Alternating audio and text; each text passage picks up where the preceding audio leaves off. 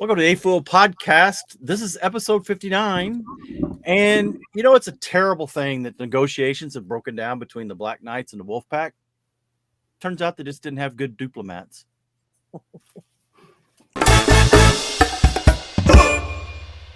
What's up, guys? Welcome to another edition of the A F.o.O.L Podcast. I'm Earl, aka Mardigrasman23.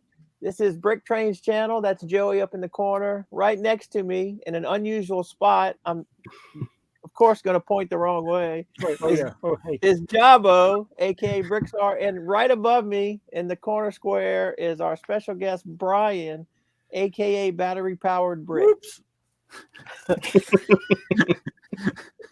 If you want to know about more power, Brian is your man. That's right.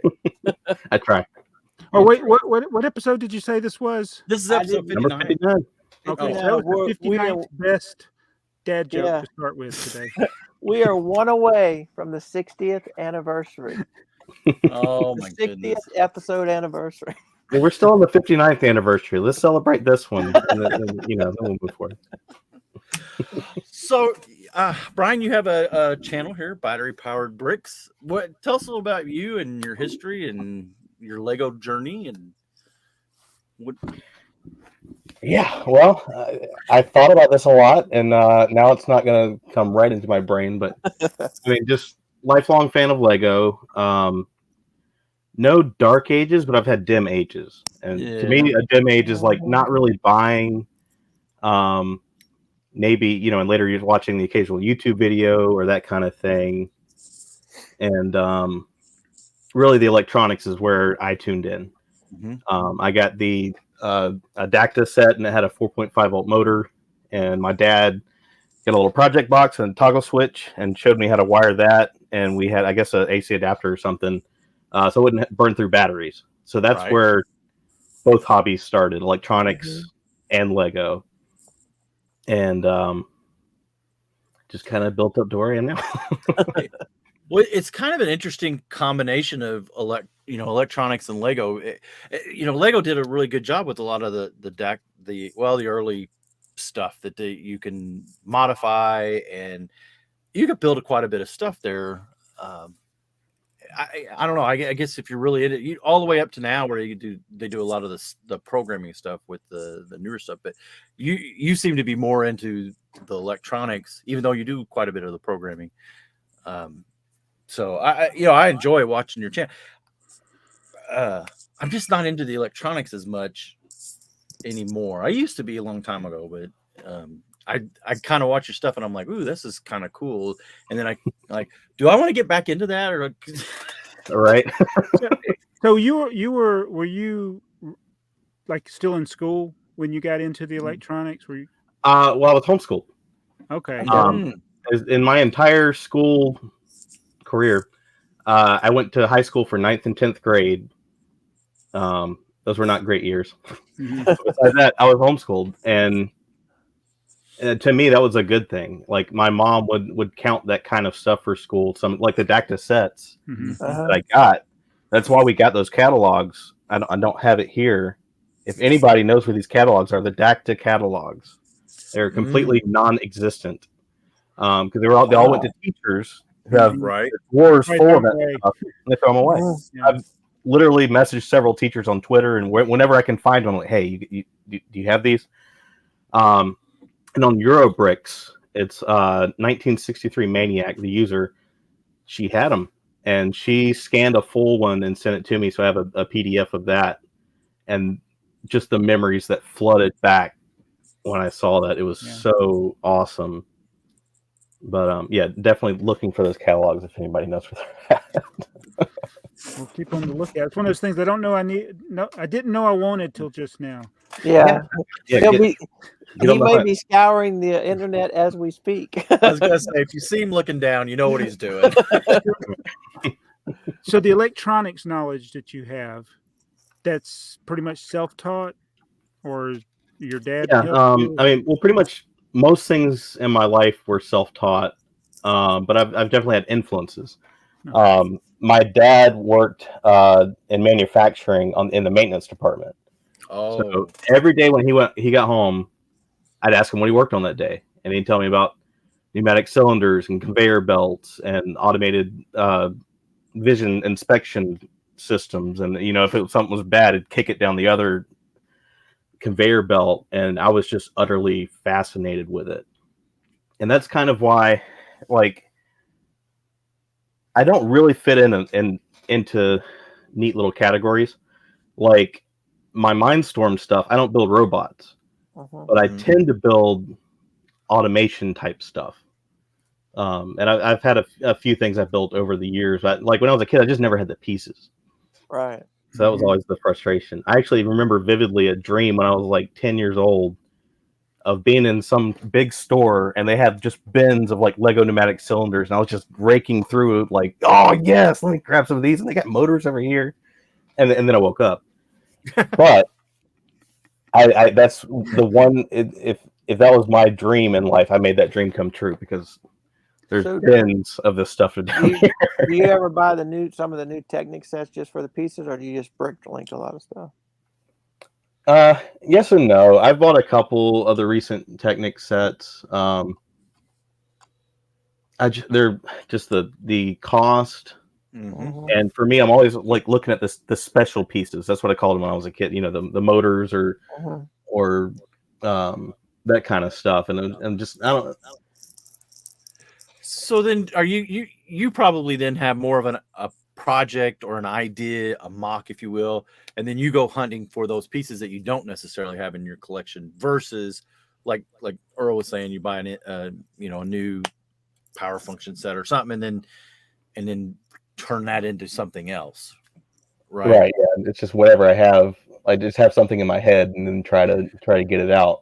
Much easier as an adult, and when you have BrickLink and eBay and all that kind of stuff. Right. Yeah. So do you build and tear it down, or do you build and keep your mocks? That's TBD. All the stuff I've built lately has been building up all around me, because I just moved it's almost been a year now, and before that I just didn't have room to build. All my Lego stuff slowly got shoved further and further in the corner. I got into RC cars for a little bit, and I had computer stuff everywhere. Like I do like servers, and when I was a kid, I had like 4 or 5 computers in my room, just whatever I could scavenge and hook them all together. So it's hobby overload. That was all crammed into one room at my old place in a trailer. Just one room was just slammed full of every single hobby I've ever had. And then now I've got a good sized place, and I've got it all to myself. So I have the Lego room, which I'm in now. I've got a music room downstairs. I got the workshop downstairs where I do my unboxings and stuff. And then I've got the computer room with the server rack and all the computers. Server rack. Yeah. So I found the videos that I've watched of yours so far fascinating. And like Joey was saying, he's not into the electronics. I was into electronics as a kid. And then I realized I haven't done anything in like 35 years. But when I was watching you, the little device behind you, the speed regulator that you upgraded with more power, made me think of the Christopher Walken in the James Bond movie. But I thoroughly loved that process. And then when you did the update and you got the temperature sensor in there, you got the RCX on it, I just envisioned like more and more parts going to. But I never had opened one of those up, and you explained it. And like, now, if people are watching this, you're not into electronics, you don't know anything about electronics. He made it simple, even though I guess it wasn't technically a tutorial for not non-expert, but just for amateurs. I mean, it's a very simple circuit. I mean, like I was just talking to Joey about that before we started. Like I was surprised, and I was like, looked at the schematic. I'm like, I can explain this. This is dead simple. And you did. And it's so with old stuff like electronics, sometimes they go bad and people just throw them away. And you please do not do that. Send me an email. So speaking of that, how about the cables on the old 9 volts? Yeah. You have a whole series of videos about that, right? I do. Yeah. There you go. He's got it. The stuff. The cable could be bad on the inside of the regulator and things like that. Yeah. Like this, like that's really when I I got serious about the YouTube channel. I found that I was like, I've been looking for this for 10 years. Like on my personal channel, which I've linked to a couple times, I have a video about repairing wires, and it's awful, and it's really crappy wire that I was using. It wasn't the best, but that was a good feeling to find that wire after all these years, and it's been shared a lot. And I've heard of people going to conventions and showing them the wire they've repaired and giving them the link, and like the word's getting out about it. Right. Like I don't really care if they go to me for the video or tutorial, because a lot of people already know how to pop these connectors apart. Right. But the exact right wire, it's got to be, the insulation has to be able to be pierced by that connector, and it's got to be flexible and not too thick on the insulation, like all these things. And I just kind of stumbled upon it after all that time. And I have so many of those 9-volt connectors, those wires that need to be replaced. That so it's definitely a project that I will be doing in the future at some point. Yeah. And you do a few, you can bust through them really quick. Well, and then I guess with my thing is I ended up going with a wide radius track on my train layout, my city, and so now the 9-volt, even though I have lots of 9-volt motors and I have the speed regulators and stuff, I will still upgrade the wires just because I want it to be. I want my grandson to be able to play with it. I don't have to worry about him shorting something out, right? Because he's not going to know, being 5. But we do have some 9-volt trains that we like to play. Yeah. And you have quite a few trains, and a lot of the cool switching stuff. And I always thought I think that's pretty cool. But one thing I don't think I remember seeing, and correct me if I'm wrong, but I have not seen any GBC. Is that anything you've ever gotten into? Because I could imagine GBC with RCF, all that, just like, woo. I'm just getting started with it. Like I said, this all exploded when I moved and I got the workshop set up downstairs. Like I'm really building up to getting going again with this, because I Lego was definitely way on the back burner for a long time. Right. When I was married, we had 6 or 7 pets at a time. That sucks up all your time. Like that is your life at that point. And right. All this stuff just got kind of pushed to the side for a long time. Again, on my personal channel, I've got some really awful GBC stuff that I was messing with then. I just called it Marble Machine or something. Yeah. Okay. But that's what sparked. I'm starting on one right now. So this is the upgraded 9-volt regulator, and I've got a DAC to control lab next to it. I literally went to the Lego store today and got another 48x48 base plate. And then I've got 3 8x16s on the back, so whatever that works out to be. Just building the platform, and then I'm going to start building a GBC machine. Cool. Forever will it dominate your Lego hobby. Yep. It's almost as bad as trains. Yeah. So how like a lot of times people that are Lego, that's just what they do. It's unusual to see people like us that like multiple different hobbies. But a lot of times people are Lego, they're just into Lego, and so GBC people are just into GBC. They are. Yeah. They are very much into just GBC. Yeah. I mean, there's some crossover. I know some that are really into trains. Yeah. I shouldn't just blanketly state it. Just generalization. Yeah.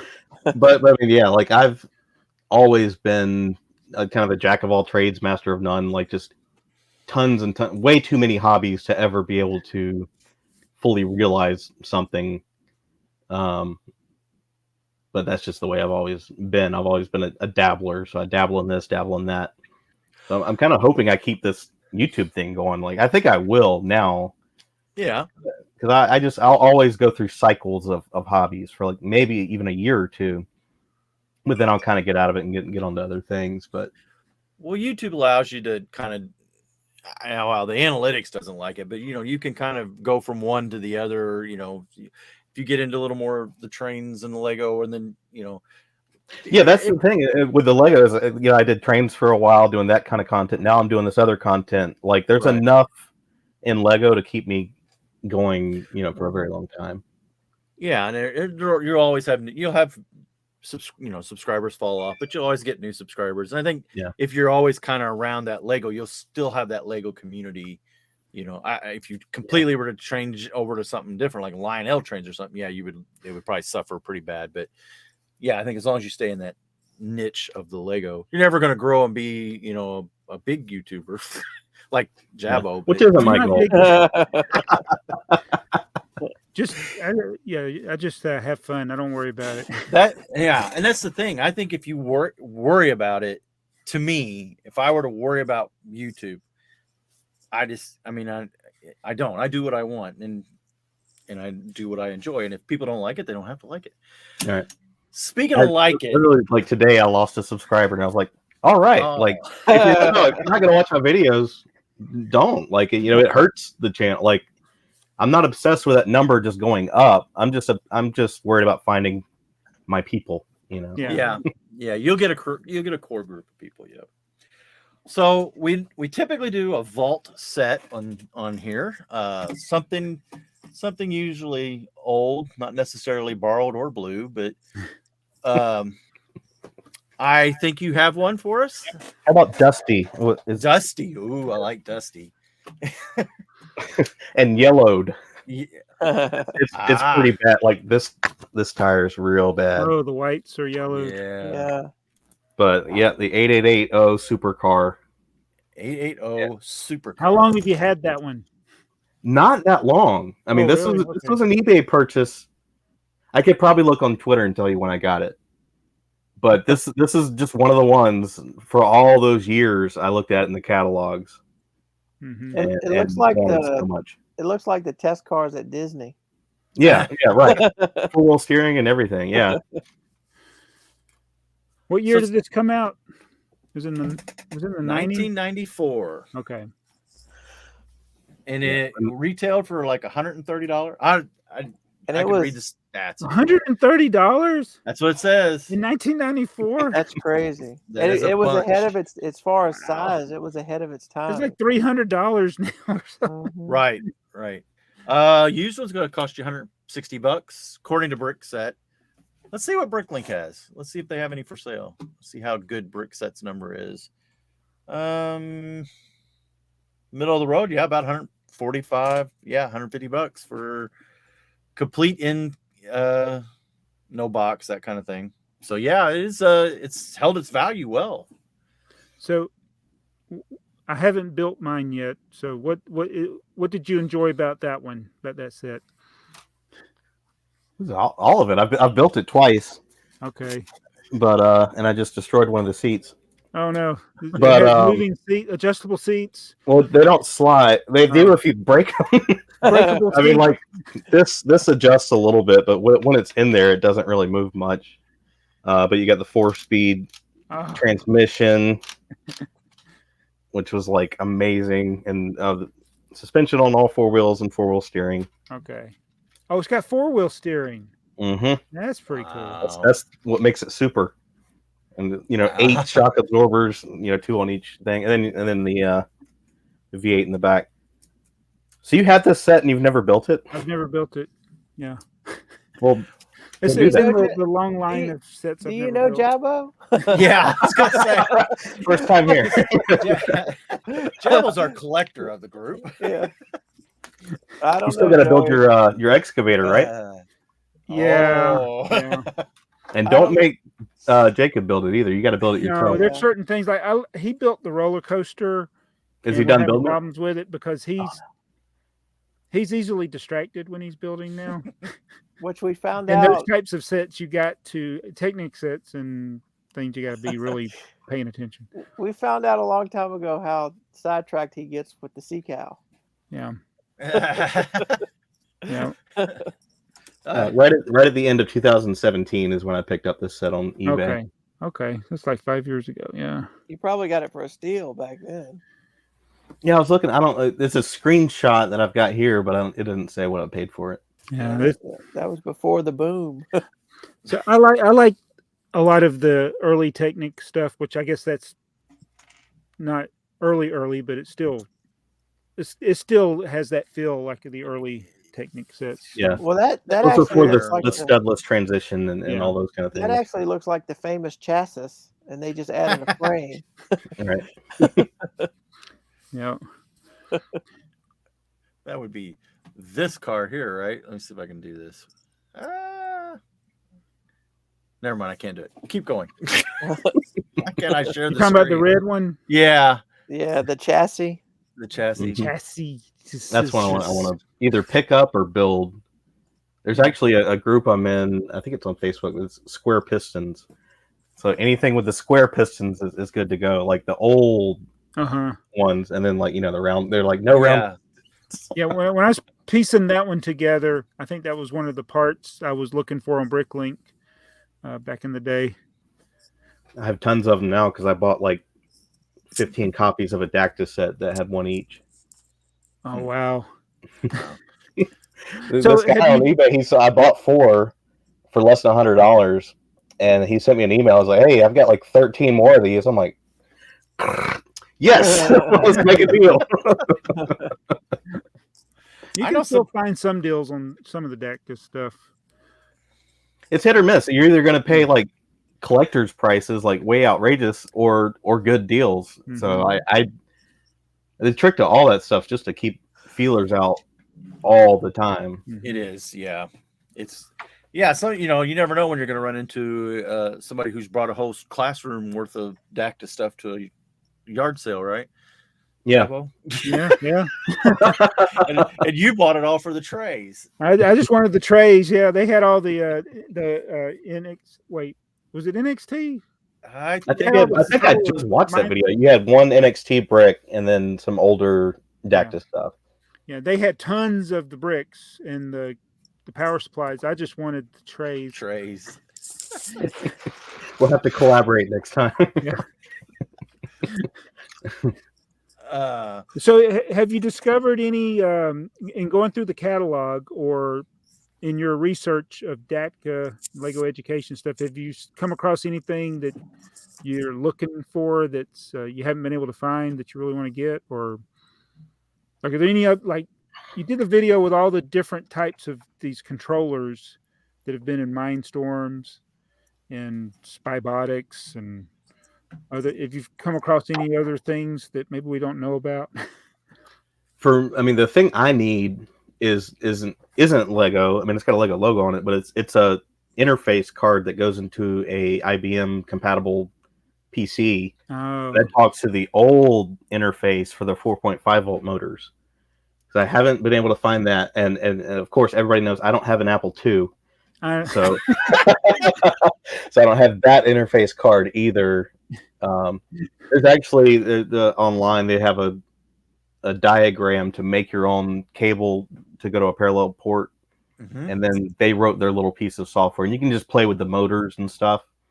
And it doesn't. I haven't even been able to get it to work last time I tried, but I'd like to get the original old stuff just to have it. Just to have What's the oldest PC you have or computer? Maybe it's not even a PC. Right on the other side of the wall here, I've got my DOS computer.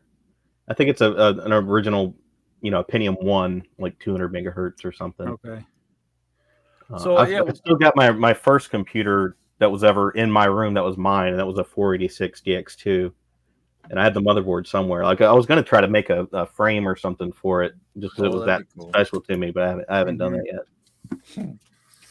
Yeah, well, me and Jabba are old enough for things like Commodore 64s and Apple IIs. Right. I was jealous of the Apple people. I couldn't afford that. What'd you have, Earl? I actually never had a computer. Really?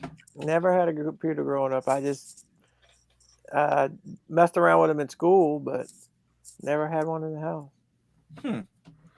I had a dot matrix printer. Yeah, as a matter of fact, I don't think anybody in my neighborhood had a computer. Huh. We had Ataris, and we had right. And then the kid across the street had one kid across the street had Intellivision, and another kid across the street had ColecoVision, and then we had Nintendo, but we didn't have computers around. Yeah. Huh. I wonder if that's more of a because I had the high school I went to had Commodore PET and Commodore 64 lab. They had both labs, so that's how I ended up being in that. Now I know our architecture class had a Apple II something, and you could never get to use it because there was 10 people in the class and one computer. So, Right. but so let me look at my notes, see where we're at. Yeah, let's see. Because I know Earl's got a little something here. He wants to talk about. We'll save that. What You about want to save that? YouTube handles? Yeah, so that came out. Did I miss something? Because No. I thought at whatever was already there. So this is a little different. Okay. So, like, you say I'm at BrickTrains, but whatever your channel was originally named, and that's how that's fixed your URL. Like, Right. even if you changed your name, your channel would still go to The original. Mardi Gras Man. Yours is Express One something. Yeah. So this is that. It's like fixed. So when you get the message like hey, you can select your handle, or they pre-select, and it's usually that. So Mardigrasman23 might actually be at Express One. Really? Yes. So what's your? Because BrickTsar was not It your is- first. Yeah, it's at BrickTsar. Okay. And the channel that is now called Jabo37, they gave me at BrickTsar Toys, but I changed it. Oh, is I don't know how you keep track of all those channels. Yeah, I don't. I'm finding new ones every day. I just found the Yoda one the other day. I saw a comment from you on one of my other channels. Like, how do you find this? I go through those old videos. That's how I found the podcast. Was watching Okay. a video one day. I'm like, oh, they have a podcast. Okay, I'm down.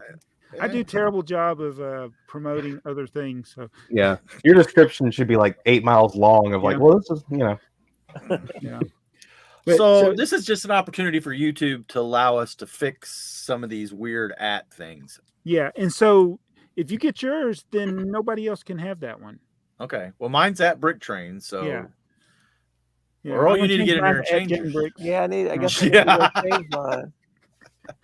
I didn't hear about this. I know that tagging is weird. Like you can't tag someone in a comment. Would it allow you to do that? Well, that's what I was wondering. That's because what that I thought it kinda was for. Because Well, you used to be able to do that. right, and then that went away. So is that now? I wonder. I haven't seen where that's going to come back. Where you could do at BrickTsar or at BrickTrains in No, a you comment. can mention people. That You can, but only in certain places will it work. I've seen it in a description just last week. yeah. And I remember I tried to do that in the description when I used somebody else's video, and it wouldn't. The at never became a link. It never. It didn't seem to work right. Yeah, you have to, when you type it in, you have to be able to see it populate. Right. And then you click on it, and then it'll be a link. Right. But I don't And know with this new one, if it's going to be like if you have it in a comment. I mean, I'd hate to. I'm sure they don't want to bombard big creators that got 1 million subscribers and everybody's atting them, and they're getting all these notifications. Oh, they would, wouldn't they? Yeah. Yeah. So I'm sure that's not going to happen. Yeah. But I can go, like, if somebody mentions me in their video by doing the at, whether it be in the title or the description or a community post or something, I can go and choose to look at those. Right. Both of them. I see them.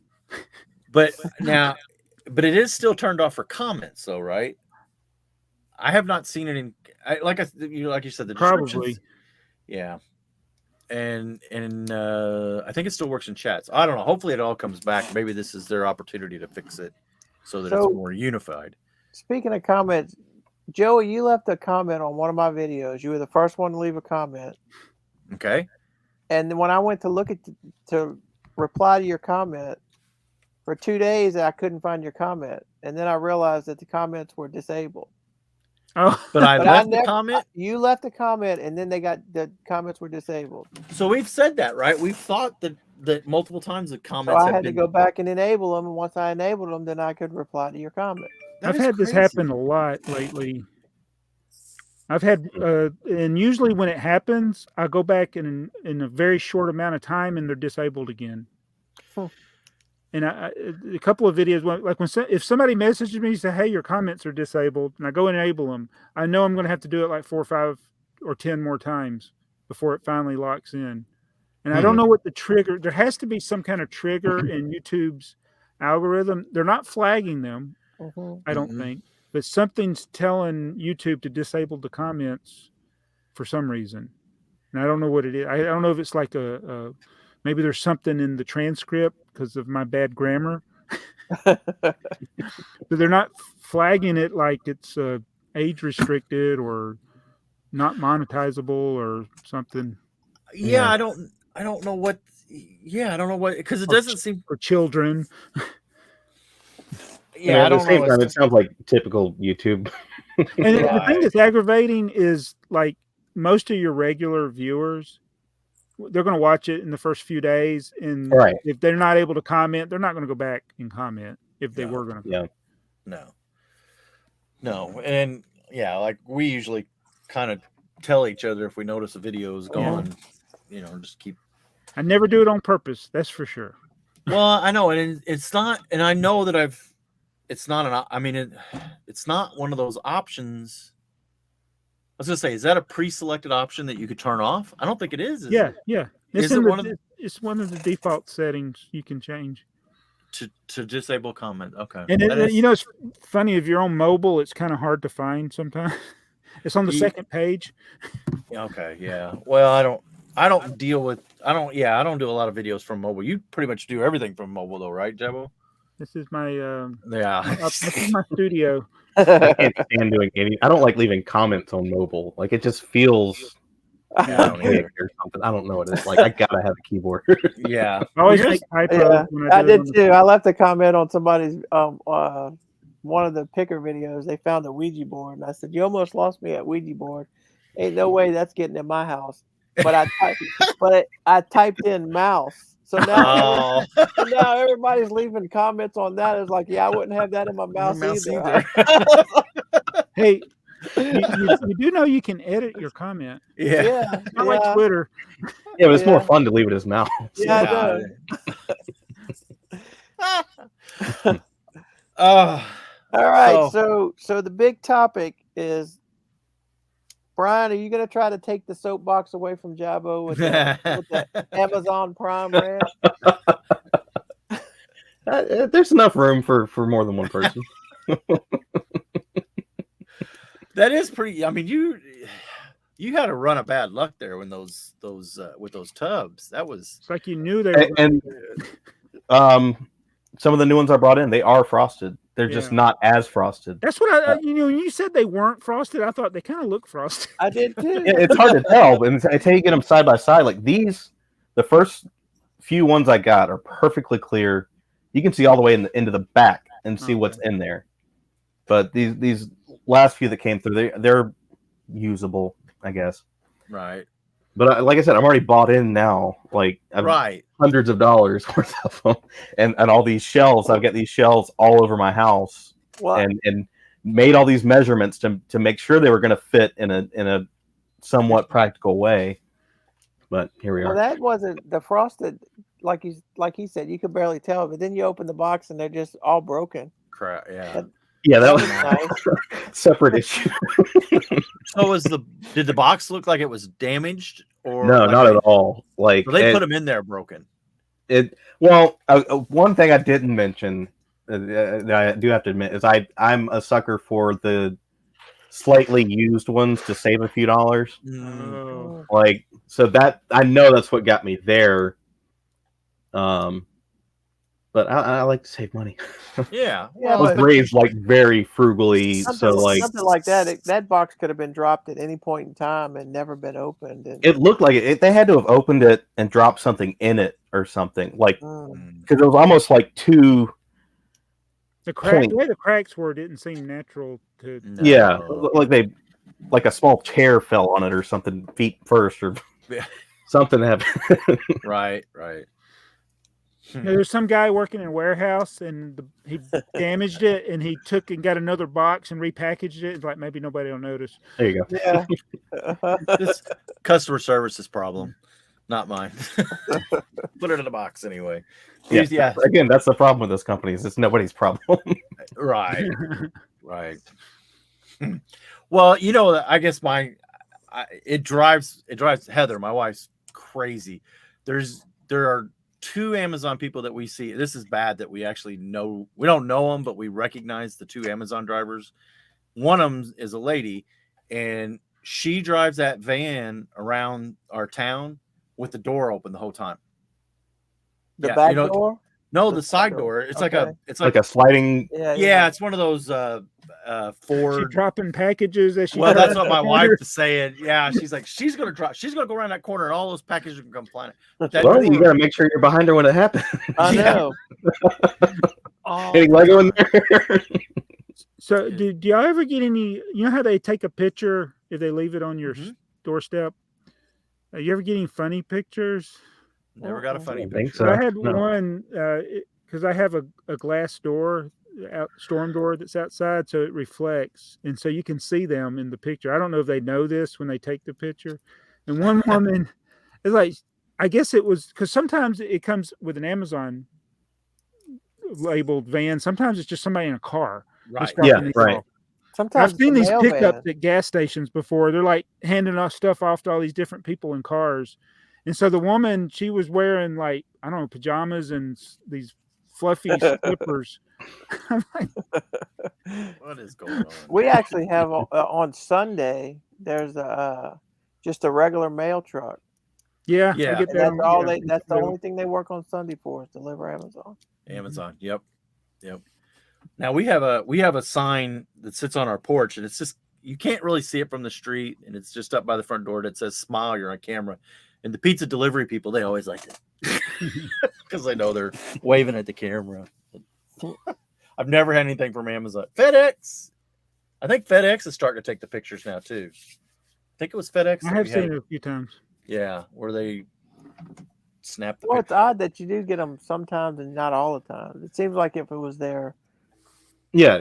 part of their I've had that too. procedure, Yeah. you'd get a picture every time you got a package from them. Right. I would have loved for them to send a picture. When I lived at my old place, we were a good 150 yards from the actual street, the paved road, down a dirt driveway. And about 10, not even 10 yards from the road, there was a big pine tree, and they just set my wife's package against the tree and drove off. And it was like soap supplies. Like if it would have got wet, that would have been hundreds of dollars lost. I don't remember. My aunt lived in front of me, so they might have let us know. I was like, how? What? In what world? Right. So, Lego news has slowed down. Is anybody kind of noticed that? Is it because the holidays were going in and they're going to be a big announcement, or did they just finally listen to us and say quit releasing all these sets? I think it's because they're getting towards the end of the year, so everything is about next year. So okay, you hear all the set numbers and everything for next year's sets, because this year's set is pretty much spoken for to the end of the year. I would hope. I mean, it seems like every month they're releasing. There's another $550 set every week. It seems. Yeah, but the newest one is one we can guarantee you Java won't buy. The that newest Hulk one, Buster. the Hulk Buster. Okay, The Wallet Buster. No Hulk Busters for you. And I don't understand, why would they do that? They just released the Hulk Buster. What was it? 4 years ago? I don't know. Yeah, but this was like bigger, more money, more parts. I mean, they could have came up with something else. I just want to know where they find all these people that can build their sets backwards. But oh yes, Yeah, they're always like, he's like standing behind the Hulk Buster, posing it. I'm like, it's a requirement to be in the land. Man, that's like, I can't do that. I got to be looking at my set. You got to build your set in front of a mirror. Yeah. I think that Black Panther bust is a bust. I think it might be on the clearance like the soccer stadium is right now. Still, you can still get that thing for 40% off. I mean, don't get me wrong. I appreciate some of these bigger sets, some of them, but it's got to stop. It just can't. Nobody. It's overload. It's too much. They've gone into some kind of weird mode here that they've got to get themselves out of. I can't imagine that that's a sustainable business model for them. So what happens is they have a set that does really well that's expensive, like perhaps the Millennium Falcon or the Star Destroyer. Mm-hmm. You know, like when that's all you got, people will go out and spend the money. It's like, oh, well, if we make 20 times these, we'll make 20 times the money. And that's not how it works. No. So do you buy new sets, Brian? Here and there. Yeah. Some of them jump out at me, but not very often. I mean, I bought 3 Galaxy Explorers. And Classic Space was really before my time. Yeah. Not that many new sets. I bought some of the city sets when I first started getting my Lego room set up in here, and eventually put them on like Mills plates and had a little thing there. But yeah, there just hasn't been much that's jumped out at me lately. None of the Technic sets have really sparked my interest, unless they're a good deal, and yeah, that's about it. Are there any vintage sets on your wanted list? Yeah, I'd have to think about it. I mean, except for me, it's always about getting those specialty pieces. Yeah, and I've got a ton of them. Yeah, you've specialized in your hobby, so yeah. So you don't strike me as a set collector kind of guy. Nah, so they have all kinds of different of those specialty parts, like the temperature sensor, the touch sensor, the motion. There's a motion one. Well, I mean, eventually they had the ultrasonic sensor. Okay. I'm not even sure about some of the newer stuff. Like, I haven't got the latest generation of Mindstorms. Yeah. Yeah, there was an IR and is there an altimeter? An altimeter. Possibly.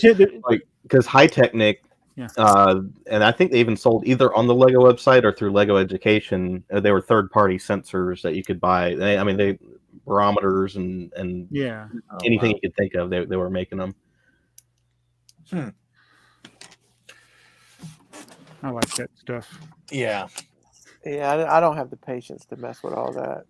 You know, Lego. I've got a light kit for my Ghostbuster Ecto-1, and when I put it in, one of the wires pulled out of the plug or whatever. So I emailed them. They said no problem. They sent me a replacement. It's going on what, 2 years, and still never messed with it.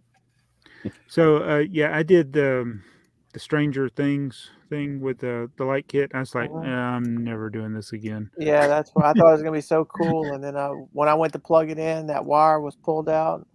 I was like, I just spent an hour taking it apart and re-putting it together for these lights, and got the replacements. Never messed with it. I bought the castle for the Disney castle, the light kit for it, which was almost as much as the Lego set. Mm-hmm. And you have to take it apart to put it in there, and I haven't done it yet. And Heather's about to kill me over it, but actually not now. It's been a couple of years, so I just put some light under the shelves and called it good. There you go.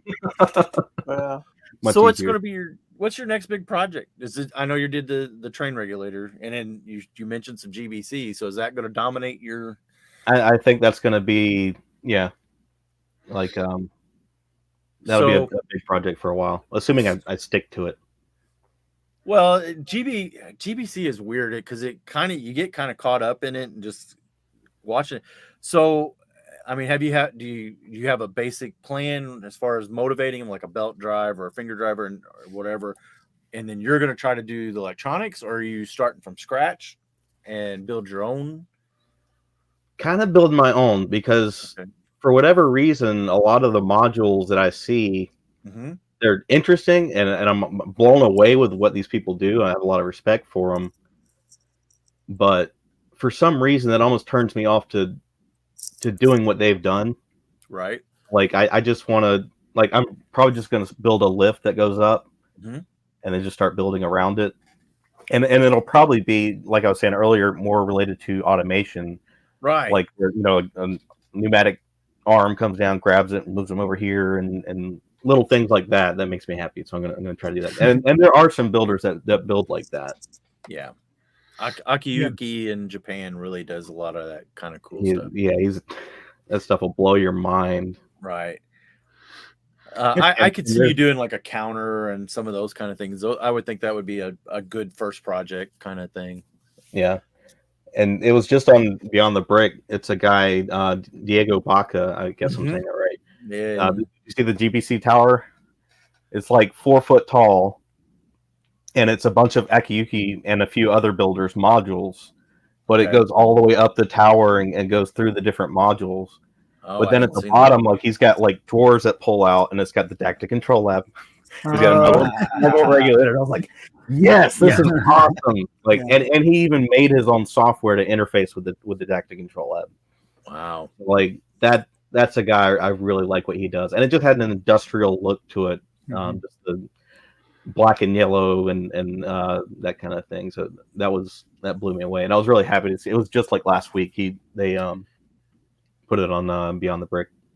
I'll have to check it out. Yeah, and that's a cool thing about GBC. It doesn't matter. You know, my wife does some that's in Friends, and again, she's just taking the modules like a Brick World module or Brick Fair Alabama module, and she'll Friends decorate it, and then I'm do the same thing with the Classic Space, and then you know the one right next to it in the line may be, like you said, something very industrial or whatever, and it all looks good because you just like seeing the different things. It's cool. Yeah. It's gonna take over. I like to see if you can mix in some of the old technology into stuff, because you know sometimes some of the elements or the electronics may not be the most practical thing. This is why I love the videos that you make. You say, I know this isn't like the best way to do it, but this is the way I want to do it, just to see, basically, just see if you can do it. Yeah. It's a lifelong dream coming true right before our eyes. Just building all this old stuff. Yeah. Your way is 1995, and you're trying to do this. Yeah. Your way is the best way. Yeah. When it comes to a hobby, whatever you're having the most fun doing, go for it. Yeah. Yeah. So that's the thing. How do you have your bricks stored in those totes behind you? Barely. That totes of regret. Okay, well, yeah.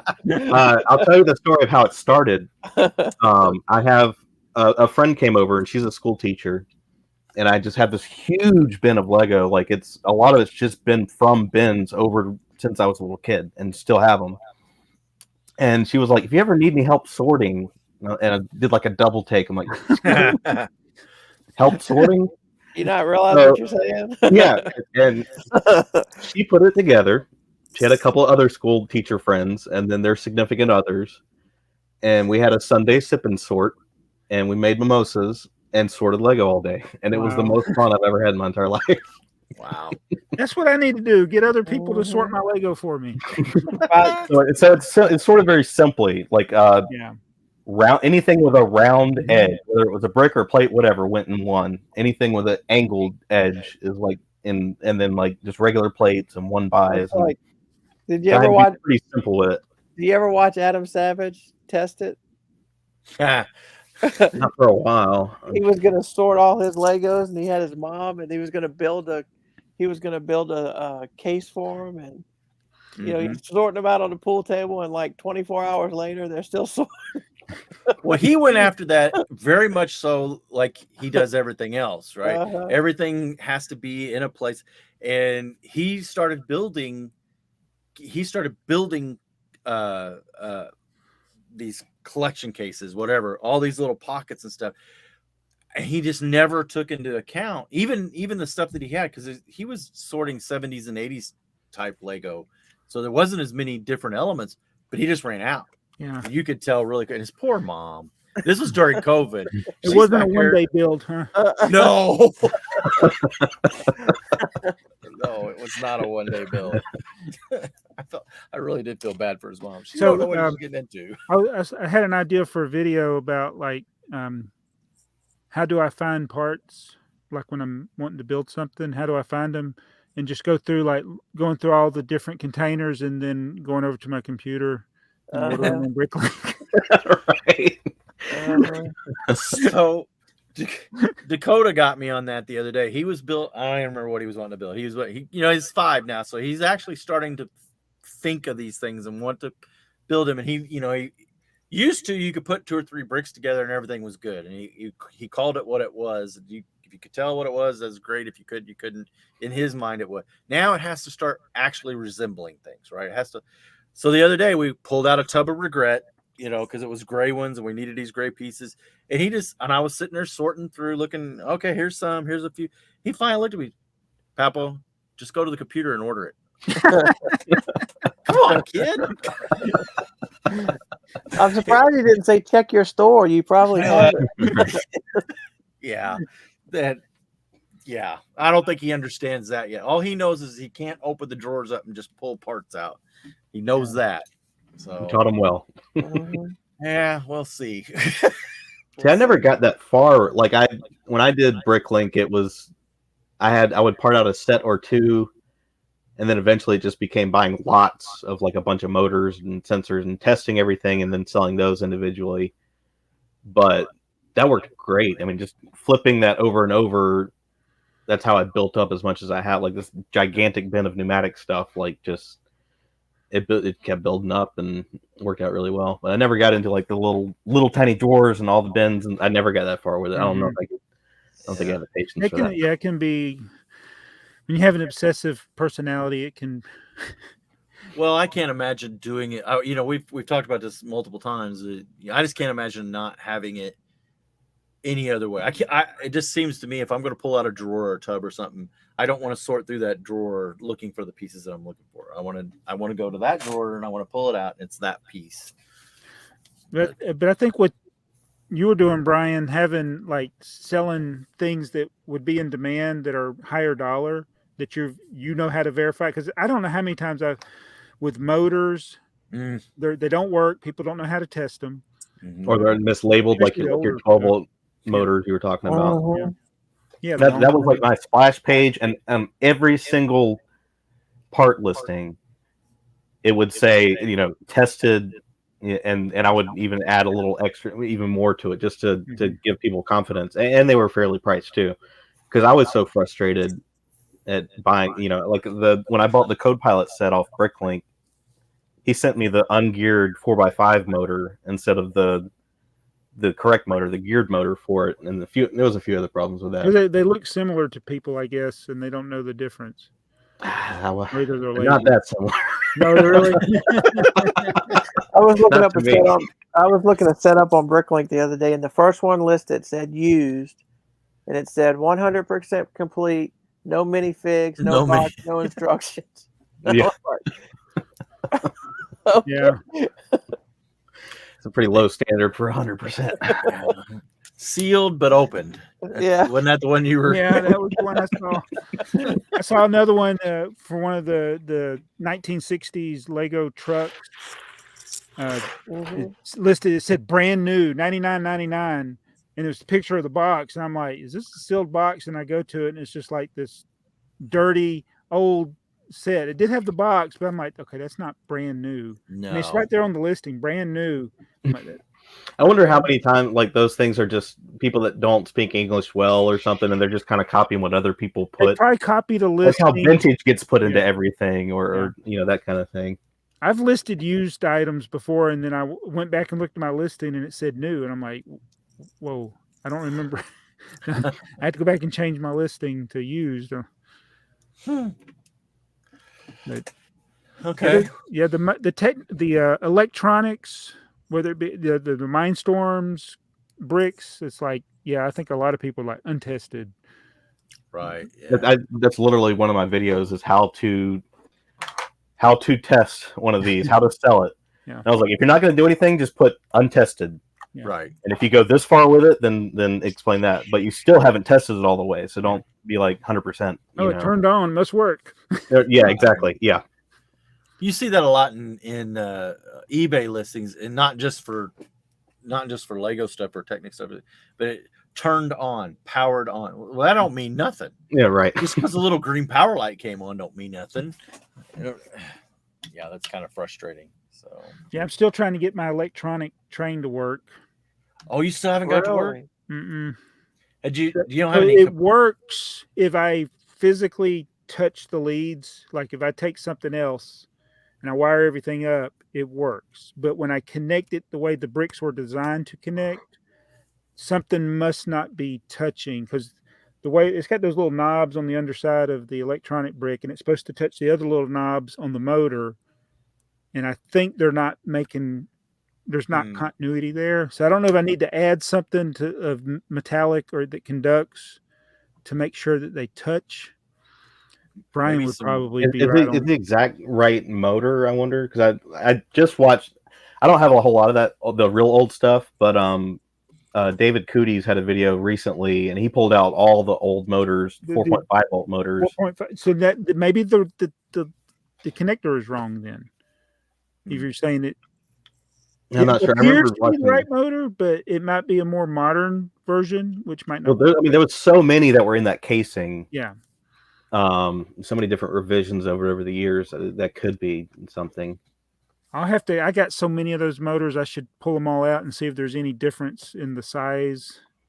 I mean, if you have like a voltmeter, if you can test it on the other side and see if there's power there. I don't know. Yeah, I really don't know how the speaker or the microphone works. Like, does it always have voltage going to it? Yeah, I'm not good with it. It's simple.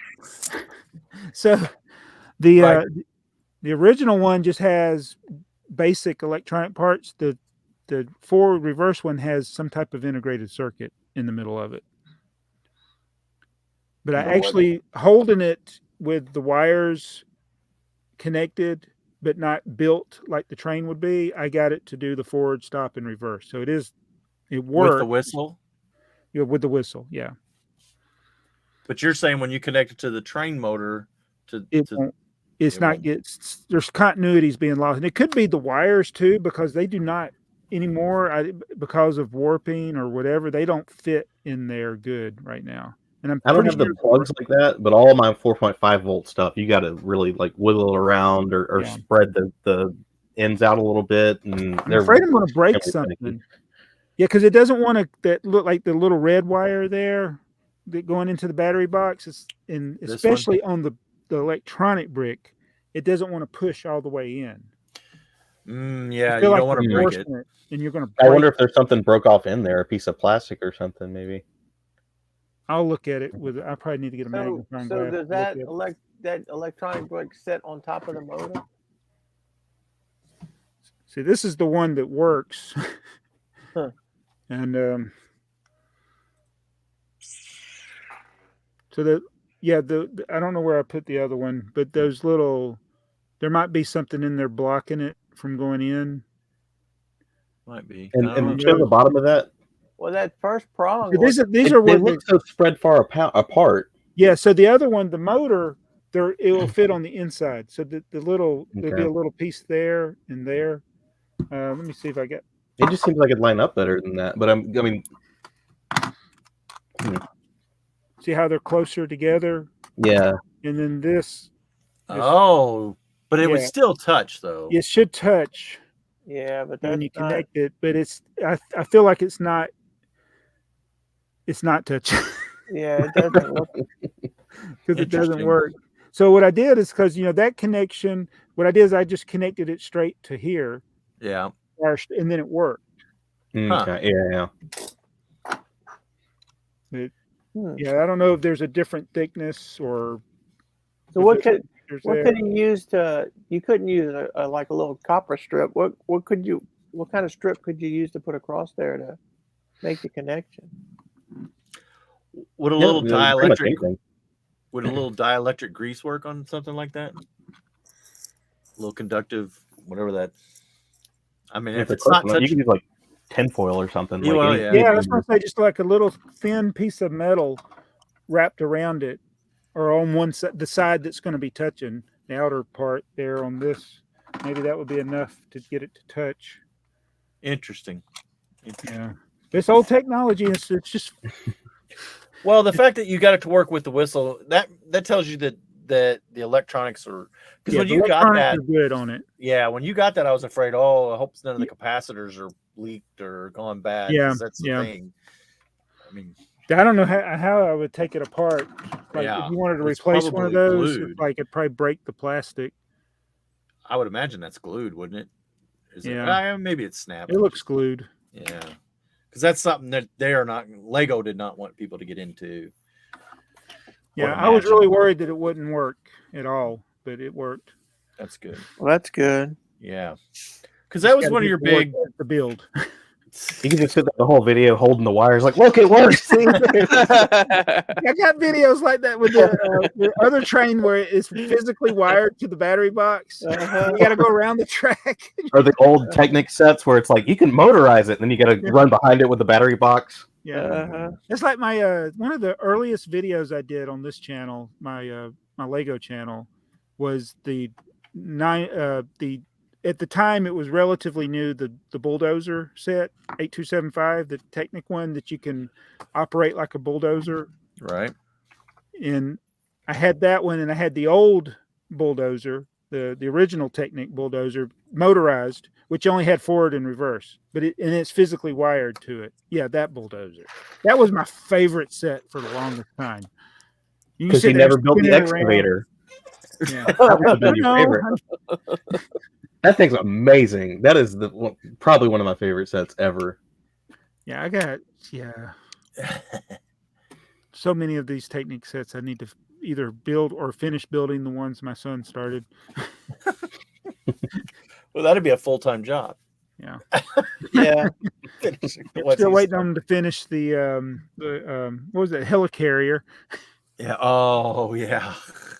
I didn't even know he and started Joker that Manor. one. He never even finished Joker Manor. Really? He didn't like it, so he stopped. That's how I know he likes the set. If he finishes building it, he liked it. So I know he liked the roller coaster. Right. But yeah. Well, Earl, you want to read some comments? Yeah. Let's see. I got the video pulled up. He's got it in the show notes. I know, but he likes. Did I skip something? He likes to take cliff notes.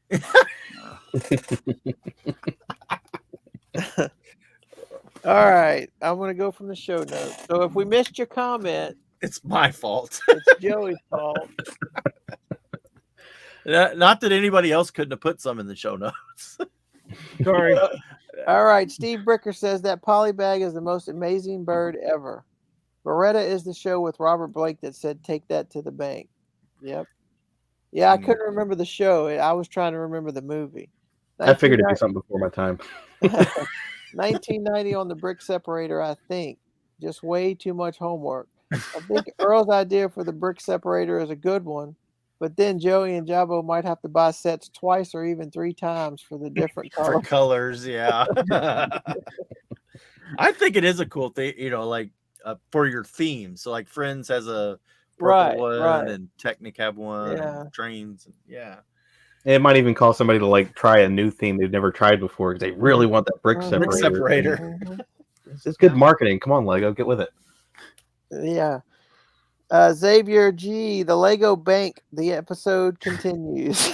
I did not buy it. He withdrew. Yeah. Weird looking chicken. It looks more like a puppy to me. Like puppy. Nobody said puppy. Nobody said puppy. Open to interpretation. Again, great show, guys. I'm impressed you guys kept it short. InTalk says you can take that to the bank as a Beretta television series, which you may have referenced on the last show. At least that is what I was referencing. I can't remember, but it fits this show too, as it had a parrot, or maybe it was a cockadoo. Yep. Beats, Brakes, and Bricks. That little yellow castle from Walmart has been quite the saga. I saw a post on the Canadian Facebook group asking if anyone had received theirs. Apparently, no one in Canada has received theirs. People called Lego and were referred to Walmart. Walmart Canada is saying the promo was never valid in Canada. However, people have photos of in-store promotions, including the French translation. Wow. There are laws against this sort of thing. I suspect if those affected get organized, they could have a pretty winnable class action lawsuit against Walmart.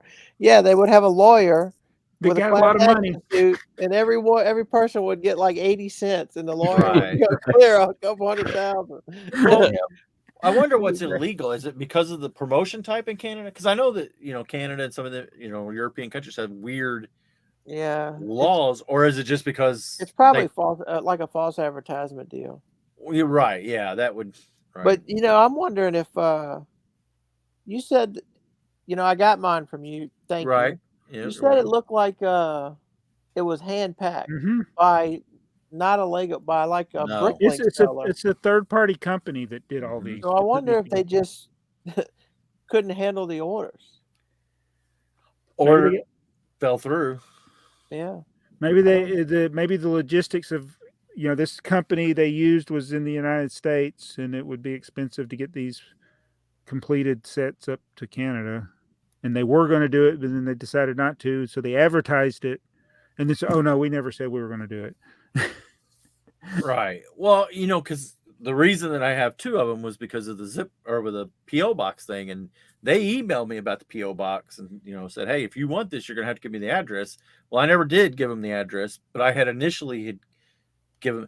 So, at any rate, it was definitely being done by a third party, the shipping, the packaging, and all that. I wonder. Maybe they got some complaints from people with PO boxes.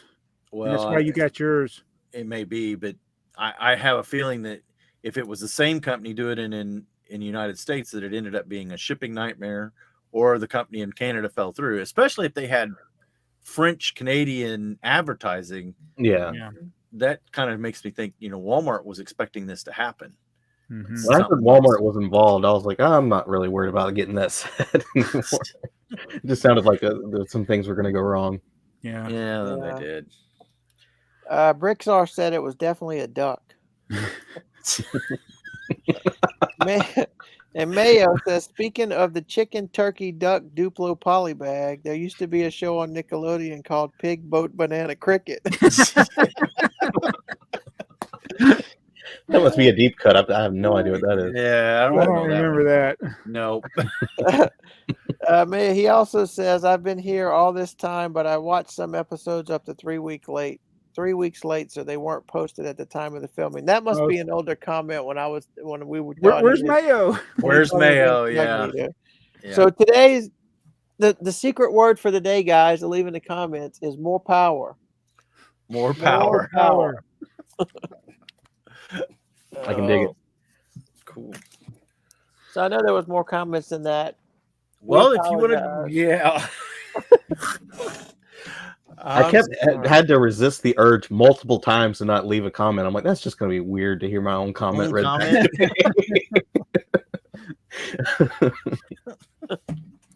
I do have a question for Jabo. I got a bat. Can we do a live bat? We can do it. Absolutely. You said you've read the Jurassic Park book, right? Yes. Have you read any other Michael Crichton? I've read Jurassic Park, Lost World, Andromeda. No, yeah, I read Andromeda Strain, but that's what it's called. Right? That was a long time ago. I read that one when I was in school. I read Congo, which I actually liked the book. I don't think I've got through that one yet. Sphere, I liked the book. Did you see the movie? Yeah, I didn't like the movie's awful. Congo was a cheesy movie too. The laser beam thing at the end, it was kind of cheesy. Timeline, I loved Timeline, the book, and the movie was sufficient. Could have been better, but I think they had to cram so much in. His books, the Jurassic Park was lightning in a bottle to get that on the screen. That's basically the only movie I like of his books. But yes, Sphere and Timeline, I read those before watching the movie. Yeah. And those were definitely some of my favorites. And then I've read Next, which I didn't like too much. I think I own a lot of these. I was picking them up at thrift stores whenever I found them, but a lot of them are in stacks. My old job, I had a lot of downtime. Like I'd set up my machine, and then I'd just be able to read for a while. And I was work like third shift, so like nobody really cares what you do as long as you get your job done. Right. I got a lot of reading done, and also that's when I first got my phone with internet. So I was on Technicopedia every night, like going, and not even a touch screen phone. We're talking about like old school. Oh wow, those are hard to I was do. reading man. about all the old Technic sets. Like that's where I read about the Code Pilot, because I never knew how sophisticated some of those older sets were. Like I had always seen the pictures in the catalogs, but I never knew how they worked. So I saw your Code Pilot, and I was like, oh yeah, I must have done a video on this a long time ago. And then I looked, and I was like, I never did a video on that thing. I know I built it. I said that must have been at the old house. That's what the Code Pilot. So that was one of the Technic sets that I did shell the money out for. I really wanted. That was such a cool concept at the time because barcodes were new, relatively new. I mean, I grew up in an era when you checked out, they manually had the cash register that did a right. Yeah. But so did you know that there are a couple of Michael Crichton books that were published after his death that he started? I feel like maybe I heard that. I'm not really familiar. One of them made me mad.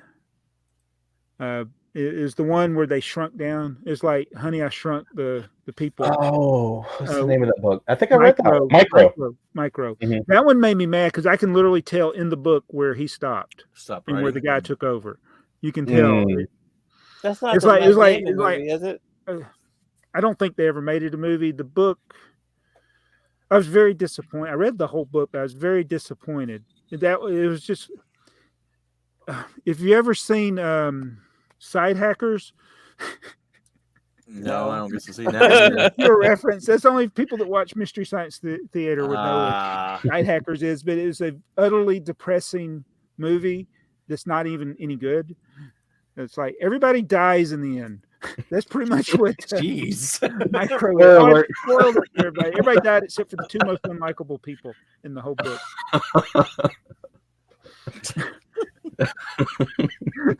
I just spoiled Micro. Oh no.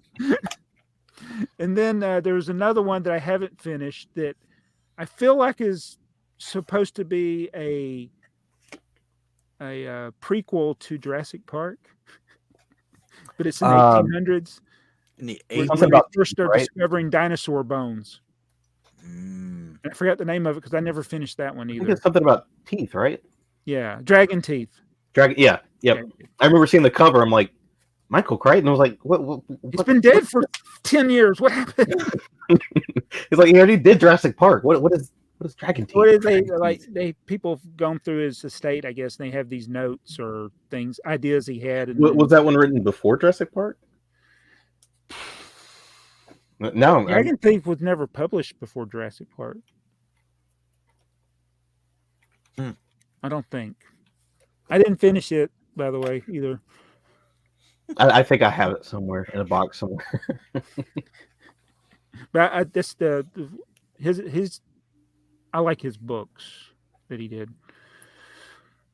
Oh, Terminal Man! Did you ever see Terminal Man? I think I watched the movie afterwards. I did read the book though. Yeah, you're talking about this is wasn't this movie come out late 70s, early 80s? When did Terminal Man? Old. Yeah, to the old technology. Like my kind of thing there. It'd be like super cheesy today, I'm sure. Right. Yeah.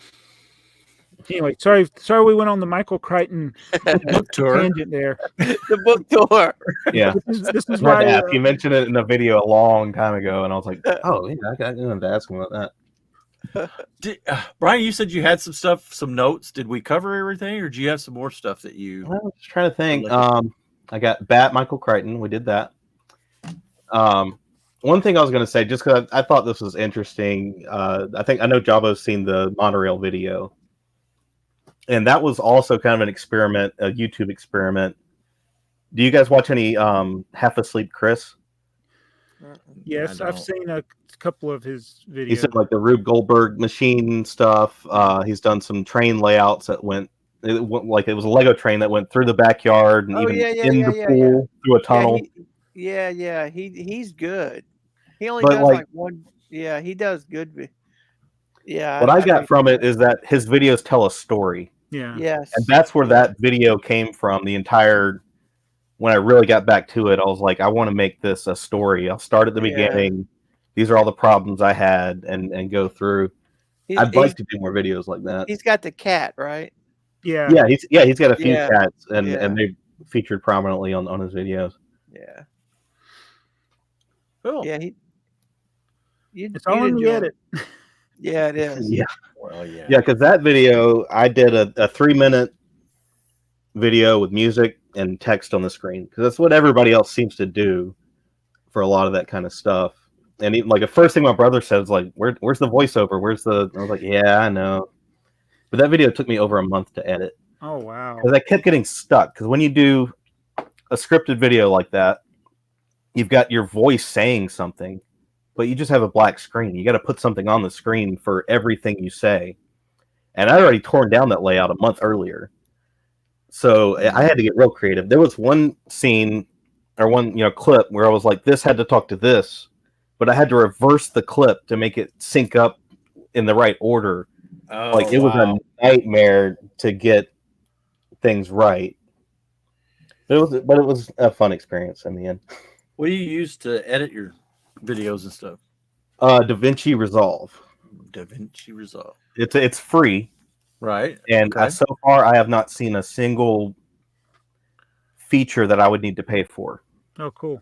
Because before I used a really old version of Sony Vegas that I had for years, and it was always holding me back.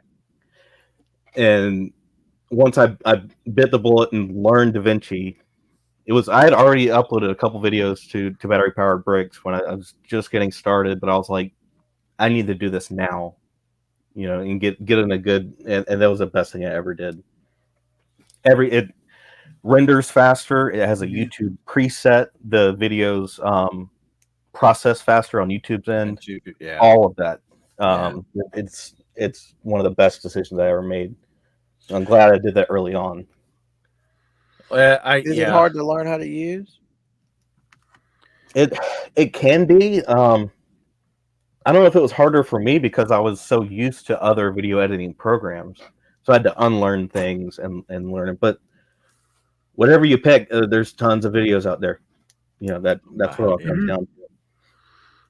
That's the thing. That's why I haven't learned anything new. I mean, not because there's videos out there, but like I have a Mac, and I got to think of the Final Cut Pro. Right. And every time I have to use it, I have to go watch a tutorial because I don't use it. If I would just start using it, I would learn it, and then all the little shortcuts would get. But I'm so fast now on my phone as far as what I do. iMovie works. I don't even edit shorts on the phone. I've tried it a couple of times. I'm like, nope, not for me. So this is on a phone. How you edit a short is you film it you edit it sideways. When you get done, then you you use the photo editor to turn it around. So film it vertical, turn it sideways in iMovie. So when you're editing it, you're actually editing it sideways, and then turn it around in your photo editor. And then if you want to add text, then you have to do that on like YouTube. So like if you're wanting to add text, now I can't help you there as far as like in the editor, like iMovie. But like the first couple I did, I got like some crappy Android app to edit the shorts. I'm like, no, this is not going to work. So I transfer them over the network to my computer, and DaVinci Resolve does well with it. You just have to set your timeline resolution, right? Change it there, and then your output render resolution, and it does fine. And I've even taken a couple that were filmed, I guess that's landscape when it's like that, and just cut in, but not all the way in. And then I put like a logo on top or something, like, because there's certain things you just can't go all the way in because there's no video. Right. But yeah, shorts. That's a great mystery. I learned something today. What was that? So if you're scrolling through the home page on mobile, on your YouTube app on mobile, right, and comes where they got all the shorts. I said, why do they keep recommending these shorts? So I went, not interested, and I scrolled through the thing, not interested, not interested, not interested, not interested, not interested. I got to the end, and I was like, oh wait, there's no more videos. Now every time I go to YouTube, There's no shorts. That's the very first video that was recommended to me when I hit the shorts button. Oh my goodness! That's a personal channel. You're not supposed to see that. Oh No. There was years ago. I watched a guy, and he was foreign, and he was singing the song, and with his accent, you could barely even tell what song he was singing. There, it was just kind of funny or something. But I was like, I was moved by it, like just the emotion that came through that video, and I decided then I was going to upload whatever, because back then I was doing music stuff. And that's something that's hard to do, to be okay with, you know what I mean? Because you're always gonna be like, it's off key, or this isn't right, or this isn't right. And I was like, I'm just gonna upload it. If 99 people say it's stupid, but one person's like, you know what, I'm gonna pick up music, you know. So did you think Yoda was good at music? I don't know if I saw him play music, No, but he didn't play music. He sung. That was you the guys, whole thing. y'all play any instruments? No. Mayonnaise. Is mayonnaise an instrument? It can be. No. I took piano lessons in 6th grade. I wish I'd stuck with it. I took it for 2 years when I was 8 years old, however, whatever grade that is. In homeschool, you don't think about grades. You just think about how old you were. I hated it because you don't learn what you want to learn. You just learn whatever songs comes next. But I picked up guitar after that, and I've eventually went back to piano a little bit. And it was a good starting point because piano teaches you how to think about music, if that makes sense, or just to play by ear and things like that. But taking lessons, I didn't dig it. I don't know how people get the muscle memory on so many different things with piano and even guitar. It's just fascinating that they can move and hit the keys. It's like, how do they not mess up, or do we just not see them when they mess up? I mean, well, the thing that's fascinating to me is when you watch somebody who plays guitar really good, or drums really good, or piano really good, and they're singing, and it's like I would have to concentrate so much on what I'm doing that I don't even think I could. That's tough, and there's a lot of songs I could sing it and I can play it on guitar, but I can't do it at the same time. Yeah. And especially in piano too. And I still remember when I was a kid, the day that I was able to play with my left and right hand at the same time. Oh wow, yeah. Like that's burned into my memory. I was like, oh my God, I'm watching my hands play it. Because it's all about muscle memory. You did all those moves over and over and over again. Yeah, you practice with one hand, you practice with the other, and eventually you can put it together. Yeah. But I mean, that's how you learn typing. Yeah. Do they still teach typing in school? What's typing? Or did they just teach thumbs? You see the slide thing or whatever it's called. We don't even teach handwriting in school anymore. Have you ever seen somebody texting with one hand? How do they do that? They're probably doing the slide thing. Yeah, I was gonna say that's got to be the slide. My keyboard kicks over to that every once in a while. If I don't, I couldn't. I tried it. I could not get into it. No. You just like slide from letter to letter, and then I think it picks. I think it does some autocorrect stuff too. Yeah. I always try to blame my phone for autocorrecting my poor spelling, but it really is my poor spelling. Yeah, it's like somebody said you why did you spell BrickTsar wrong? So there's an Instagram person that has, I think it's BrickTsar. Yeah, and I keep seeing that. What'd you post now? No, that ain't you. No. Yeah, I guess that was bound to happen. Yeah. Yep. Is he the one that posts other people's mocks all the time? That's Beyond the Brick. No, there's one that's on Instagram. He's on Instagram. Might be, yeah. It seems like, I don't know. It might be, yeah. I'm still trying to figure out Instagram. I don't know how I feel about any of these. Well, so it's Instagram. You used to could be able to like grow your followers by posting pictures. Now the only way it's all reels, right? Now, yeah, I grew to 10,000 pretty quickly, and then it kind of got. But as soon as reels came on, it's just like because I don't do reels. Yeah, I've heard a lot of people say that. You mean shorts? Yeah, you mean TikToks is what it is. Yeah. And so I triple post. It goes to all three of them. because one will get 20 views, one will get 12,000 views, and one will get 100. And it's like, since I haven't really paid much attention to it, it's shocking. I heard somebody casually talking about how like they do a reel and they get 1 million views, but if they only get like 20 or 30,000 views, they're like, oh, that was a bad one. And I'm like, what? Yeah. What? Okay. If I got 20 likes, I would be happy. Yeah, exactly. There's a Lego guy. We were talking in Discord. A couple people that also have some YouTube channels just of stuff they build. He hit 1,000 subscribers, and I remember he had a community post like, "Dude, congrats, that's awesome." 2 days later, he was at 2,000. Yeah. And then now, 3 weeks later, I think he's at 15,000. If you're doing shorts. Shorts. Yeah. So yep. I have people that comment every now and then on my channel. And I remember some of them from years ago, they'd have like 400, 500, 1,000 subscribers. And I looked at some of them like 80,000 subscribers. And you go to their channel and it's all shorts. Yeah. Yep. It's kind of the boom right now, I guess. But he did long form content too, or not. I mean, 4 or 5 minute, maybe 10-minute videos, but still, I'm like, man, but those videos are gonna, I feel like they're gonna suffer in the end.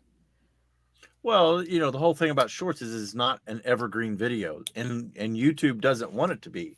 Mm-hmm. It's now. It's going to hit, and it's going to last a couple days, and then it's done. Like, YouTube's pushing it like crazy. But it's just to compete with TikTok. It's not really about the creators. Like that's why it drives me nuts. I started following YouTube on Twitter, and I'm like, these people. Which is kind of crazy, because if YouTube is AdSense driven, when you're scrolling through shorts, there's no ads. I thought I heard somebody say there's ads, or at least I keep hearing different things. I have premium, so I have no idea if there's ads. I don't have premium. If I watch a short, I can just watch one, like 10, 12 in a row without ads. Yeah, I know they're working on it. I know that's what the goal is. Yeah, I would imagine it's going to be like TikTok. Eventually, there's going to be promoted videos that are, and I was thinking I would see one everyone, but I may not see promoted videos on YouTube yet in the shorts. I know TikTok sends me emails every 10 seconds about what's trending. I'm like, I do not care. I get that. Yeah, they talk about how great I'm doing. Yeah, notifications from last week. Like, whoa! I don't even remember what I've posted. There's something wrong with our email server. Something's going on there. Like, no new alerts. I haven't had an alert in a week. Like, what are they? But you're doing awesome. Like, yeah, okay. Like, one person probably saw a video, or TikTok. Yeah, I do have some ideas I might try, but I would like you said, if I did them, I would probably put them on all 3 platforms, which probably be annoying to some people. I worry about that, but it can't be any worse than the Lego releases that you see on 20 different channels. I have fixed that problem. Have you? I made the executive decision here at BrickTsar Industries. I just start unfollowing people if they repost pictures. So you've unfollowed the land. I've pretty much, yes. I've unfollowed every single person in the land, and not because I don't like those people, but because I'm like, I don't want to see reposted the same pictures. Yeah. It's exactly what it's ended up being. Not that there's anything wrong with that. No, it gets well. It's personal preference. So, and the thing is, I doubly don't feel bad about it because they don't follow me either. So why do I feel bad about it? Well, are we about ready to wrap it up? Yeah. Oh, no. Dang it! We need more power. Yeah, more power. More power. Well, Brian, it's been great having you here on the A.F.o.O.L Podcast. Everybody, be sure to check out Battery Powered Bricks.